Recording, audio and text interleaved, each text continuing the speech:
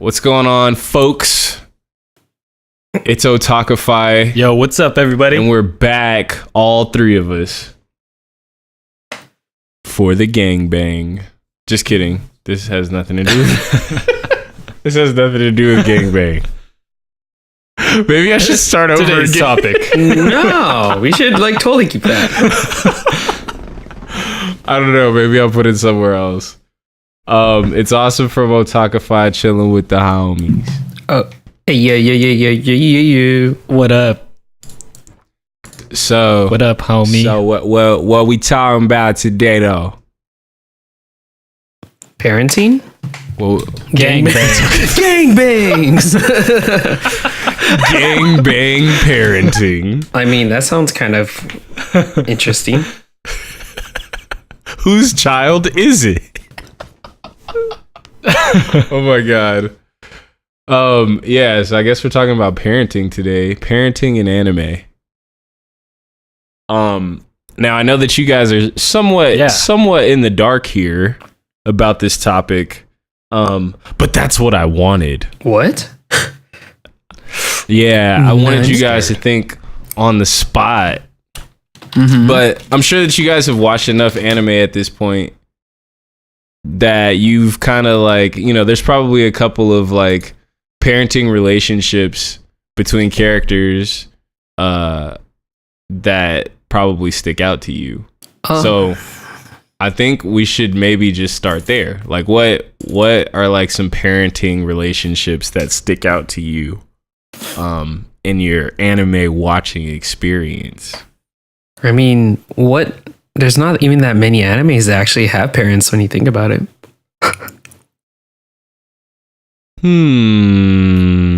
Or maybe, let me... So you want us to get into that, or do you want to just focus on the ones that do have parents? Well, actually, I want to get into both of those things. That sounds sexually suggestive. Awesome once again. All of those things. Get into both. You want to get into parenting? This is totally Whoa. Whoa. This is not what I had planned. Where's this going? Oh my god, It's dark in here. Oh my god, you guys are a riot. Oh, A riot. what? A whole damn riot.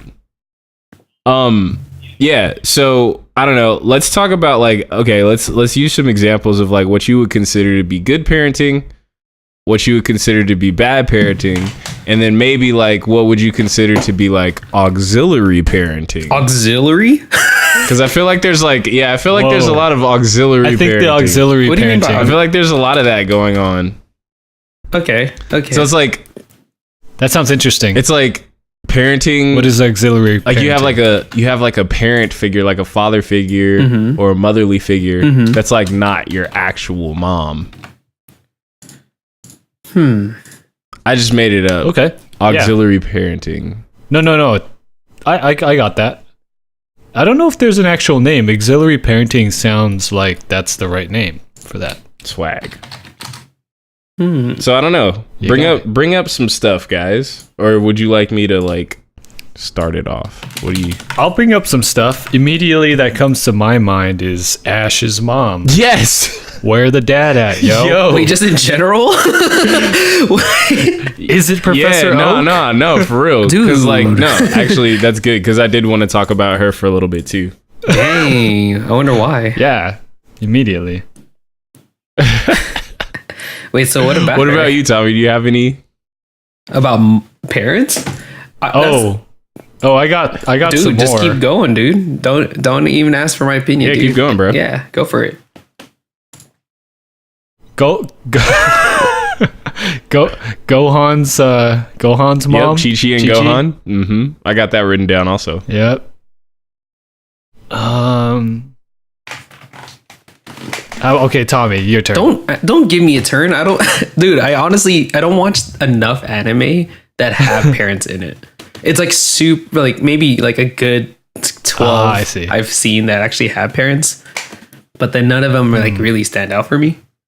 Other than the hot ones obviously, but that's Hot parent? I actually never seen any hot parents in anime. Okay. Nah, I think you don't think Bulma is hot as you're a kid? Oh, I mean, you know, the funny part is I actually don't consider Bulma to be a parent, even though she is one.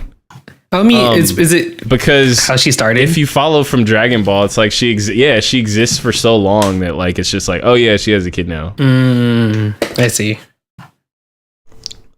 Because like I guess you could talk about Vegeta and Trunks like parenting relationship. Dude, I feel like that's more interesting than like Bulma and Trunks. Yeah. Vegeta and Trunks is like, it's got some weird dynamics. How so? Mainly Vegeta. Yeah, mainly Vegeta. Vegeta's the factor that makes it interesting. He's an alien. Who's an alien? That's actually really funny, dude. That low-key reminded me of Guardians of the Galaxy 2. When he finds out that he's like half god. Yeah, his dad is like a freaking entity of the universe. Yeah, no. It makes for a weird relationship. A little bit. I mean, like, not only is like Vegeta an alien, and that's like a really cool perspective that I didn't even explore mentally, but it's like Vegeta's like dead set on becoming the best, and like, you know, he's in the middle of like, you know, this pursuit of that, and then Trunks like pops up from the future like, hey, I'm here. Hey. And then it's like, wait, what? Oh, you're my son? It's like, yeah. And then they're like training together. It's like kind of a cool montage actually, where they do like the Vegeta and Trunks training versus the Goku and Gohan training at that same time. Yeah, that was cool. But okay, I'll try to give it a little bit more. I mean, even in the instance where the parents are absent, Tommy, like I feel like that has something to do with it. So there's 4 types of parenting styles. Okay. Things are gonna get real educational over here. Oh no. There's the authoritarian parenting. Okay. Where the parents are thought of as like being disciplinarians.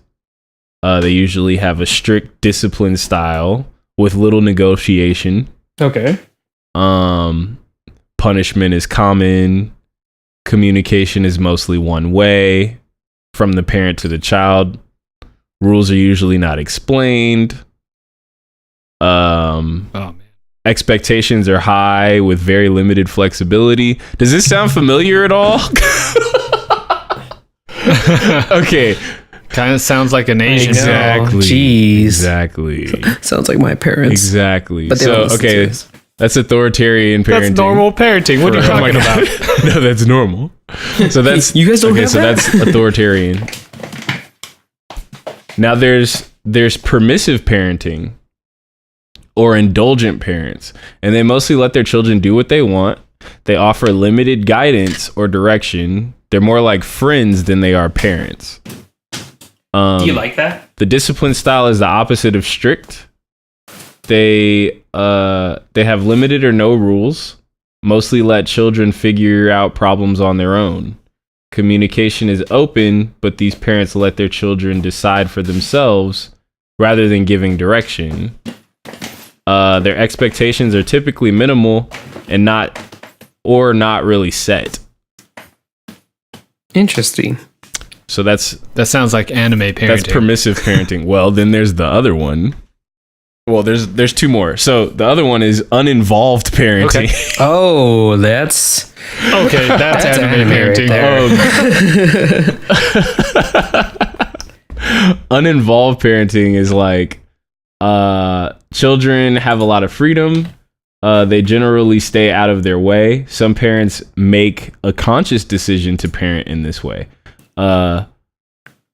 where others are like less interested. Some of them are just less interested in parenting in the first place, or they're just unsure what to do. Mm-hmm. There's no particular discipline style that's used. They mostly let the child do what they want, probably out of a lack of information or care. Their communication is limited. They offer very little nurturing, and there are few or no expectations of the children whatsoever. Huh. Then for the final one, there is authoritative parenting. So the first one is authoritarian parenting, and then there's authoritative parenting. And authoritative parenting is like they're reasonable and nurturing. They set high and clear expectations. The children tend to end up being self-disciplined and they think for themselves. Mm-hmm. They say that this is actually the style that's thought to be as most beneficial to children. The disciplinary rules are clear and the reasons behind them are explained. Communication is frequent and appropriate to the child's level of understanding. They're often nurturing. The expectations and goals are high, but they're stated clearly, and the children do have a little bit of input. So those are the 4 types: authoritarian, permissive, uninvolved, and authoritative. Does that give you like a better idea of like when you think about it in terms of like anime? Like there are certain anime I feel like that fall in any of these 4 categories. Yeah, definitely. I mean, a lot of parents are just that like gives that. us a better way to talk about things. So like, okay, Okay. I'm gonna throw one out. Let's see. So Mike brought up Ash's mom. Oh yeah. So from Pokemon. So the real question is, Marilyn Ketchum. wait, what's her name? No, I don't know. Delia? I think her name's I don't know. Delia Ketchum? Delia Ketchum. Yeah. What? Delia? Wow. Cool. That sounds whack, dude. Yeah, What kind bro. of name is that? Also known as Hanako. Wow. Hanako, aka Mrs. Ketchum. Okay. Where the hell is Mr. Ketchum still? But yeah. Yeah, but like even beyond that though, like what do you think about her parenting style? Okay, so I have to address that she's 29, by the way. Wait, really? She is 29. When Ash leaves, right? Well, how old was Ash? Was he like 10 or 12? He was like 10 when he left, bro. So she was prego at 18. So she was 19 when she had it. Wow, interesting. Huh. Yeah, bro. Yeah. Wow. Started a family right after high school. Huh. If they even have high school. Interesting. After she gave up on Pokemon training. Whoa. Hold on. So I mean, like, Whoa. I don't know. Go ahead, bro. Go ahead. I gotta throw out something According to else. Apparently, her unnamed husband or boyfriend appeared in episode 2 of the series, and also the Pokemon I Choose You movie last year. So he does exist. What? I don't recall that. But apparently it's, I don't know. I just saw this on the power of He has Wikipedia. to, I mean. But that's still pretty wild. So is that Ash's dad? Is that Ash's dad, or is that just her romantic interest? Whoever, I don't know. They just said it's either the husband or the boyfriend. But that's still pretty wild that it does exist. It's probably Professor Oak. Let's just be real. It's probably Professor Oak. But yeah, sorry, go ahead. I'm done interjecting. I don't know. I mean, I would consider that to be uninvolved parenting. Yeah, no, definitely. So that was the third one, right? Yeah, that's the third one. Yeah, I mean, like, she barely popped out, or like she was only. And the second one was Pause. Wait, what were you I saying? know. Well, the second one was quiet. Oh, the second one was permissive parenting. So it's like they let their children do like what they want. They offer limited guidance and direction. I mean, isn't that kind of like her too, in a sense? Yeah, the middle two kind of blend together. Yeah. I mean, Well, okay. The difference. The third one is more of like The difference between those two types, like permissive and uninvolved, is like uninvolved. Those parents tend to be. They offer less nurturing, while the permissive, they tend to be warm and nurturing. So like, I would say an example for actually, I don't know. Pause. Well, I was gonna say for permissive parenting that what's his name from Food Wars? Crap, what's the main character's name? Jericho. Oh, Soma? Yeah, Soma's dad. That's probably permissive like parenting because they're like he's like warm and nurturing because they like compete, but then he also just kind of like lets Soma do whatever and like find his own path. Though he did kind of force him to go to that school. You know what I'm saying? Oh yeah. No, yeah, I totally agree. That fits better than any other definition, any of the other. Yeah, I think so. Okay, so then the other parent we brought up was Chi-Chi. Yeah. I mean, she's kind of involved. Sounds like an Asian parent right there. Well, I'm not saying that she's uninvolved. I'd actually say that she probably falls in the line of either authoritarian or authoritative. Oh no, definitely. Yeah. I just remember every time she's like yelling. But which one? Which one do you think though? Like, what are the categories?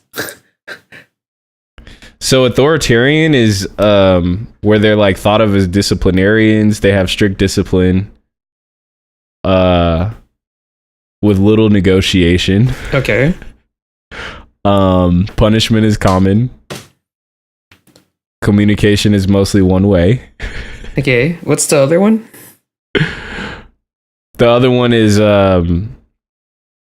authoritative, where it's like they're reasonable and nurturing. They set high and clear expectations. The kids end up being self-disciplined as a result, maybe. Maybe that one. Communication is frequent. It seems goes both ways.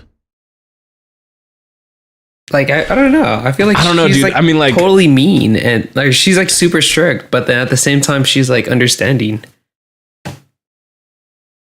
Do you really feel like she's understanding, bro? I feel like I don't know if I'm pretending these episodes are in my head or she's talking and like she's saying like, oh yeah, like you're right, blah blah blah. But I don't know. I could be lying to myself. I feel like when he was younger that she was like way more like, no, you need to study right now. I could see that. Instead of training, which I feel like is like her like being the disciplinarian and like forcing Gohan to like be a student as opposed to be a hero.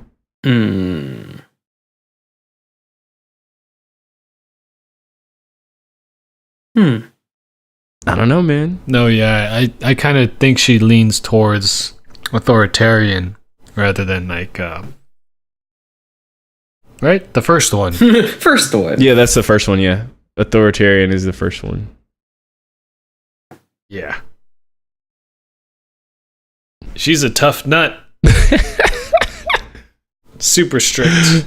Okay, like give me another example. Cause like I feel like, well, I don't know. I guess it depends on what anime you've seen. The ones that I brought up, and like you guys can feel free to throw in whichever ones, is like Pokemon, Samurai Champloo, Initial D, DBZ, fullmetal Alchemist, Fate Zero, Sword Art Online, and Rurouni Kenshin. Wow, a lot of those kind of are on my list as well. Oh, dope. Yeah. Edward and Alphonse's mom is totally uninvolved in their lives. Well, she's dead. She did. So like... I'm like, what? Oh my god. I know, what the hell? I would man? say more so that their dad is like uninvolved. It's like why she gotta be dead. She kind of didn't That have too. a choice. She's dead, bro. She, she could just she could choose to be alive, but she decided to die. Whatever. But you know what though? Okay, I would say that she's not uninvolved as much as I'd say she was actually authoritative. Because she was nurturing to them, and she like cheered them on when they did alchemy and stuff. And I feel like as a result, the two of them actually did end up being pretty self-disciplined. I mean, they do take care of each other pretty well and stuff. Yeah. Yeah, they did a really good job taking care of each other. They like stuck together. They would constantly be in the library like researching to try to like learn more so that they could like figure out ways that they could either get their bodies back or like try to undo the shit that they did by trying to resurrect their mom. Yeah. Because like I almost feel like if she was uninvolved, they wouldn't give a shit about resurrecting her. Oh no, that's true. I mean, Oh damn, totally true, dude. Dang. That's it. That's the linchpin of the story right there. Her parenting style. Man. It all unravels. You know what I'm saying? It's like, well, you weren't really around in my life anyway, so like, why would I need to bring you back? Yeah, But it's like there's no benefit. they cared about her a lot. Yeah. Yeah. Wow. Interesting. I like that. While their dad, on the other hand, This fool. I think he was a little bit more of the uninvolved parenting. Because they thought he was like maybe dead. They thought he was maybe dead for like the whole thing. If we're talking about brotherhood, they thought he was maybe dead. And then they like found him. And then he was like warm and nurturing. But he was just like, yo, I've just been doing this other shit. So like, my bad. I was planning on coming back. I really was. Oops. Oh my god. But actually I wasn't even talking about them. Well, go ahead, bro. Sorry. Sticking with Fullmetal Alchemist, I think the parents in that situation is mom is Izumi and dad is, where's that other guy? I forgot his name. What, Hohenheim? Oh, you're saying Yeah, like I think auxiliary so. parenting? Yeah. They're the auxiliary parents. That's mom and dad to me. Yeah. In that their story. their mentor or whatever, like their teacher. Mm-hmm. Yeah, they do teacher, kind of play a parent teacher. role. But they're also not there either. Like it's like they kind of train them and then like, you know, she just randomly That's pops up later. True. So are we gonna say like parenting has to be like throughout life? Like there has to be a duration that's long, you know, or can they just be like pop-in parents where they are there for them in that way, provide that loving care in that way, and that counts as parenting? I feel like, Or are they just friends? Because I don't think they're friends. I think they are like parents, or at least that mentorship, it kind of leaned in toward parenting for a few moments here and there. right. You know? Yeah, I mean, if we were to consider them to be their parents, I'd say Azumi wasn't very nurturing. She was just like, yo, do this way. And she was like very strict. They didn't really have very much wiggle room. So I'd say she was more authoritarian. Oh yeah. She didn't really get warm with them until like the end, like of brotherhood, Yeah. when she like came to save them. But yeah, that was just what I thought would be the parents of Fullmetal Alchemist. Mm-hmm. I feel like well, since we're talking about Fullmetal Alchemist, What? What? What kind of a parent is Shao Tucker? Oh my god. What kind of a parent is Shao Tucker? Definitely nurturing. Oh my god, bro. Wait, Tommy, did you get that far? Nope. So like everything's just like Okay, dude. going. So like, Oh no. going over your head. Okay, look, bro. So like, in the event that you don't know, Shao Tucker is a member of the military. He's like a scientist. And you know, kind of like when you work for corporations or whatever, like sometimes you need to have like an annual like project. Oh, that you've guy been working on. Yeah. Or whatever. They're like, yeah. And so he made a Chimera where he crossed his dog and his daughter. Oh, it's that guy. Yeah, of course. Yeah. Loving, nurturing. Bastard. Sorry, I just totally forgot his name. That's how I was like tripping. I was like, who the hell are they talking about? But yep, I totally remember that guy. Yeah, bro, Shao Tucker. Oh, Shao Tucker. Dude, best dad of the year right there. Best parent Dad of the year. Man. I want a puppy, Dad. Bro, like that's so crazy just to think about the fact that it's like he valued his job more than he valued his child. Dude, that's what happens, yo. Like that's what happens. That's not parenting. That's like so backwards though. It's like I want to have it. Typically, like, you know, a man might be more motivated to work hard at work to provide for his family, but he was more so like, I'm working hard at work because I get to discover shit and like I don't give a damn about my family. Or maybe he does that. He's like, Dang, you know what? Cold. Instead of having like two separate like entities, I want one entity. So I'm gonna make them the same. Oh my god.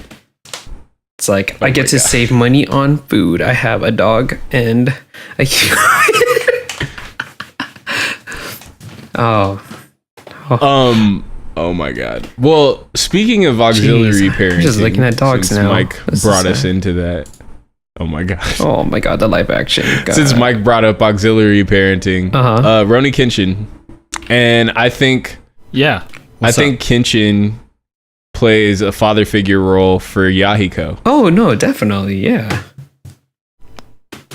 I agree with you many times on that one. I don't think so. Oh? All right, Mike. Wait, what? Why do you disagree? Nani? I think Sasuke is more of a father figure. Than who? Sasuke? Sasuke. He's the dude. He's the right. That's his name. The fighter. You're talking about the fighter for hire? Sanosuke? Sanosuke, not Sasuke. Sanosuke.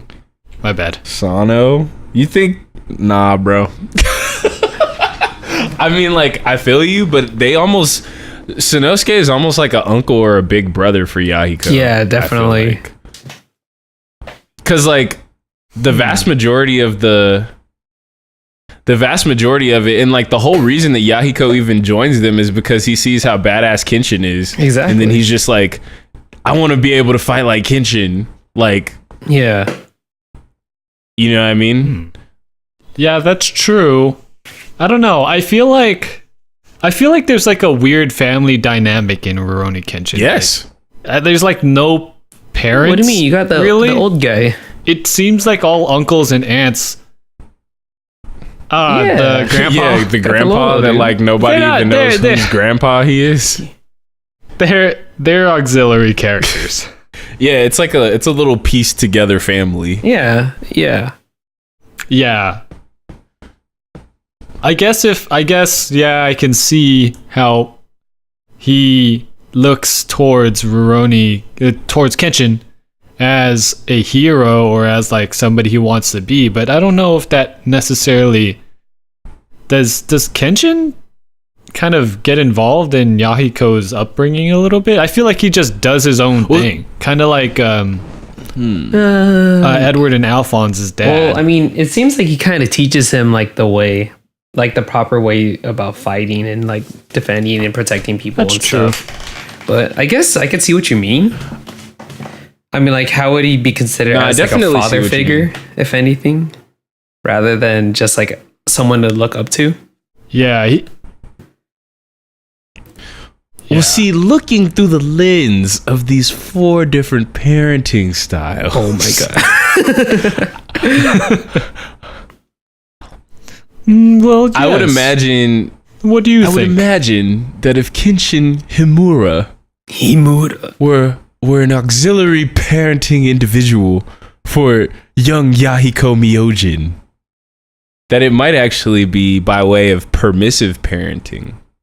So it's like where he's not really like uninvolved per se. He's involved, but like, and he's like warm and nurturing, but he's just kind of like hands off and just kind of like lets him do stuff. Yeah, lets him do his own thing. There's this one episode that actually made me think about this topic in the first place.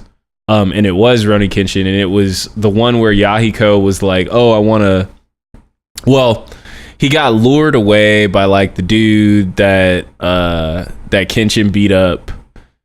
Side note: I really want Chinese food right now. I don't know why. Anyway, well, that was random, but that does sound good.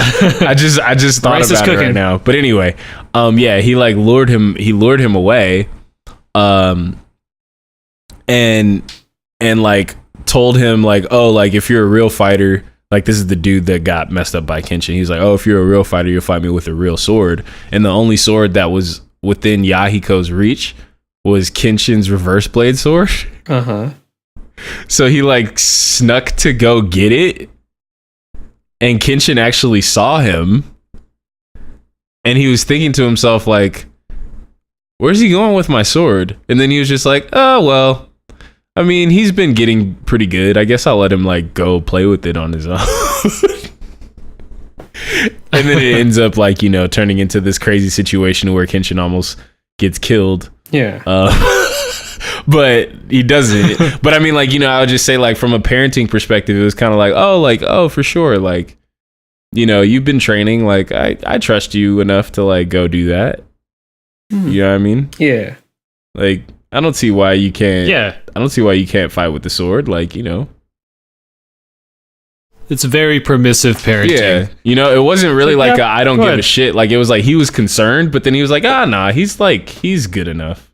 Yeah. Yeah, it wasn't like neglect. It's like he probably would have been like, whoa, slow down, bro. Yeah, like, what are you doing with Give me that? Like early on, but like at that point he had been with them for like maybe a year or two, so it was just like, whatever, you can hold your own, that's fine. Yeah definitely permissive. And speaking of other permissive parenting, Initial D. That's all you. Wait, man. have either of you watched it? I don't know anything about Initial. You guys haven't watched it? I don't know anything about Initial D. Okay, so like in Initial D, although I'm torn between whether this is permissive parenting or like authoritarian parenting, or like I'm not really sure. So maybe you guys can help me. So like the situation goes like so: Takumi Fujiwara does deliveries for his dad, Bunta Fujiwara. Okay. What Takumi does not know is that his dad was like the best drifter, like the best downhill racer in that part of Japan. And then he turned into like a tofu restaurant owner. And so like he has this, you know, the classic 8.6, but Takumi has no idea that that's what it's called. It's just the car that he drives to do the deliveries. Yeah. So like Takumi's actually been doing deliveries for his dad ever since he was in junior high school. Now, I do want to point out that the legal driving age within Japan is 18. So there's that. But anyway, Bunta actually, I don't know if he had planned to train him in this way, but like he, in order so that like Takumi doesn't mess up the orders, like doesn't like spill the orders while he's driving, he actually puts a cup, like a cup with like water in it with no top on it in the cup holder. So like basically like what he told him is like, yo, if the cup spills, that means that you're driving too crazy. So like Takumi like would challenge himself when doing deliveries to make sure that he didn't spill the water. And as a result, he ends up becoming this amazing drift driver on the uphills and downhills. And I guess like furthermore, like for anybody that hasn't seen it, I know I'm totally spoiling it, but later on, like, you know, Takumi ends up like wrecking the car. And this is after like he actually like takes to racing. Like he like starts racing, but he doesn't tell his dad that he's racing. He's just like, oh, Dad, can I use the car? His dad's like, yeah. But then his dad knows that his son's racing, but he never calls him on it. And like Takumi's boss at work, because Takumi works at a gas station with like his friends, and they like want to race, but they're like, nobody's good. Like among their friends, like they try to make a racing team, but like Takumi's like fucking amazing. But like his boss used to like watch the races and shit. And so like his boss knows that he's racing, and his boss is like best friends or like really close friends with Takumi's dad because they used to race together. So like he like runs back and tells his dad everything. So like he's just like, yo, like your son's racing and he's amazing. And he's like, oh, really? That's cool. But he like never brings it up. Like, you know what I'm saying? Like, and so like then like, you know, Takumi like wrecks the car because he pushes it too hard racing against somebody that's like super pro. And then he's like super depressed, and he's like, dang, I don't have a car to drive anymore. And then his dad replaces the engine with this even bigger engine. And he's just like, oh yeah, I needed to like replace it anyway. But he's just like secretly on some shit like, yeah, get better, son. Like, be amazing. Like how I was. You know what I mean? So like, yeah. I don't know. Like, I'm not really sure if that would be considered as like permissive parenting or like I don't know. Like, what would you consider that to be? To be honest, I feel like I just thought it was a very like interesting secret relationship. Authoritative. That's like not that. That's interesting. I guess it's permissive. There's no other category it could be, because you're still involved in your child's life, but at the same time, it's like you're not letting them do whatever because you're kind of guiding them like independently. You know what I mean? Does that make sense? Yeah, but yeah, dude. But like, it's also kind of authoritarian in a way. How so? Is he? I feel like because it's like, okay, first off, it's like work for me when you're in junior high. Okay. Follow my rules. Okay. Don't ask me why. You know what I'm saying? And it's kind of like, I low-key want you to be good at driving. I also don't want you to destroy these deliveries. And like, this car is dope as shit and I know it, but like, you know, you probably don't know it, but like, you know. Okay. You know what I'm saying? Because it's like his dad kind of gets a rise out of it. Yeah, yeah. Like he gets a rise out of his like son like taking after like what he did, but he like kind of pushes him into it without ever like discussing it with him or anything. You know what I mean? It's like, oh, deliver these really quickly. Oh, like, oh yeah, you have deliveries to do. But then like, of course, after, well, you guys don't know this, but after he crashes the car, like he's like, yo, it's both of our car. Like it's not just mine anymore. Because he had to like, I guess he was like contributing, or he was like, oh dad, like I'll pay to fix it because like I really just like love racing now. You know what I mean? And his dad's just like, oh, it's cool, I needed to replace it anyway, it's our car. But he's on the inside, he's like, you've passed. Yeah, right, like that's what I'm saying. It's like, I don't know if that's permissive or authoritarian, or maybe it's like some sort of mix of both, like to where he's like kind of nurturing but like doesn't give off that he's being nurturing. Yeah, secret nurturing. It's sneaky. It's like, oh, I'm gonna provide you with all these tools and skills, and like I'm gonna provide you with this out, but I'm never gonna let you know that I know what you're up to. Dude, I feel like I'm gonna parent like that. I feel like you would. Why am I just feel like I probably would end up like parenting like that. Like, oh yeah, I mean, like I even teach my kids like that sometimes in the summers. Like, see, you're already calling them kids. I've had like typing classes. You're almost there. I don't know. I'm just saying I had like typing classes, and like instead of like making them just type like random stuff, I would like super challenge them by like making them type chapters from like Napoleon Hill's books in hopes of like subconsciously getting into their minds to like you're like shaping think outside of the box and stuff. Wow, interesting. Yeah, shaping their subconscious mind. Why am I reading so much? Why am I so successful? It doesn't make any sense. Whoa. I'm educated without realizing it. Yeah, I don't know. I don't know if that would be permissive or authoritarian. Maybe I've created some new like mid spot. Me and Bunta are like parenting together. No homo. The Bunta style. But yeah, man, I don't know. That's pretty much it. I mean, like, unless you guys have other examples. I mean, like, that's what I was telling Mike earlier. I was like, dude, I feel like this conversation could go on forever. Like, there's like so many different situations and ways that you can like analyze like the parenting styles. Like, yeah, true enough, there are a lot of uninvolved parents in anime.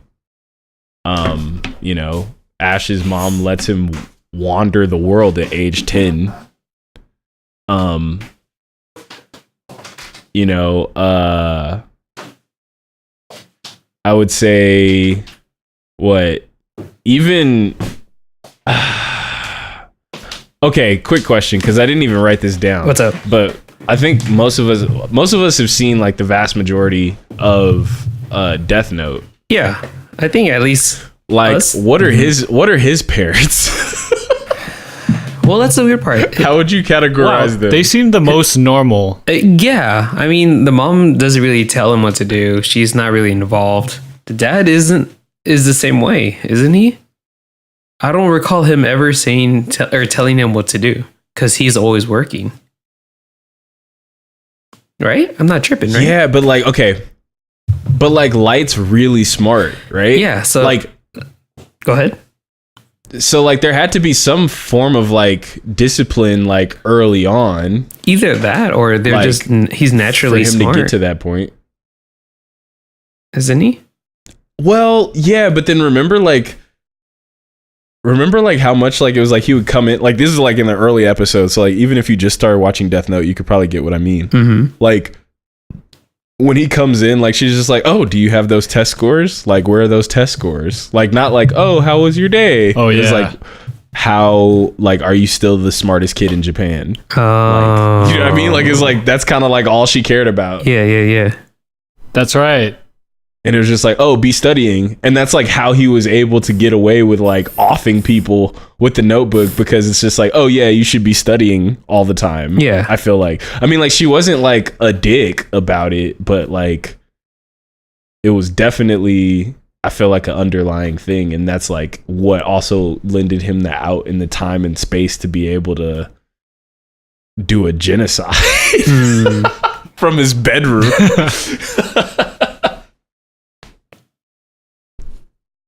That passive aggressive authoritarian parent style. Yeah, I don't know. Cause then like, right, like wasn't it kind of sort of, did he say, I can't remember if he was like, oh, I want to be a police officer like my dad, or was it like, oh, you're gonna be a police officer like your dad? To be honest, I don't even remember. Do you guys remember? Mentioning I can't really that. remember. I don't remember her the mom saying that at all. I just remember her just getting her jollies off of him being so smart. Yeah, I remember exactly. that. That could come off as like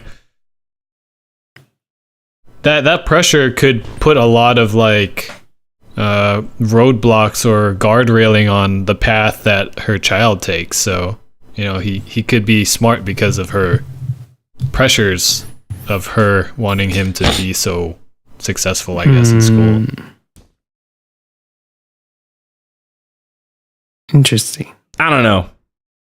I just thought it was interesting. And I do think I don't know, hopefully this is like an interesting podcast to people, but like I just thought it was like a really interesting concept or topic that like maybe isn't touched on enough. Like the whole like parenting dynamics of like within anime. I mean, I mean, we were able to at least like put a lot of them into some of these different categories. So that does show that like some of these parenting types are realistic. Yeah. Like it's not just like, oh man, like the parent's gone. That doesn't happen in real life. It's like, nope, that definitely does happen in real life. In some cases where the parent's just like, yeah, whatever, I'm gonna do my own thing. Yeah.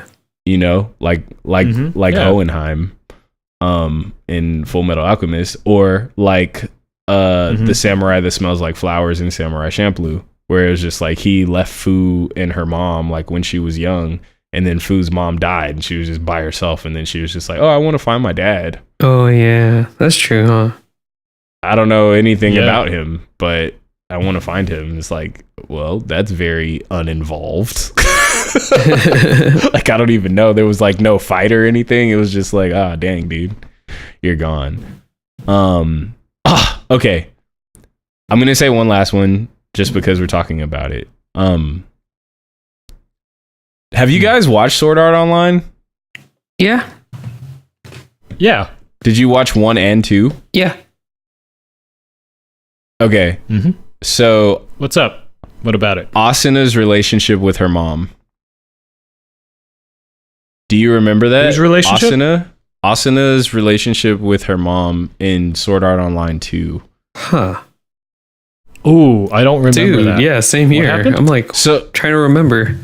You don't remember it? No. Nah, dude, like they actually made a pretty big deal about it, and I'm probably only bringing it up just because I just finished it. But like, so this part, like, this is what it's in 2, and I really feel like 2 is a series that I can really appreciate because of the fact that it kind of gives more perspective to 1.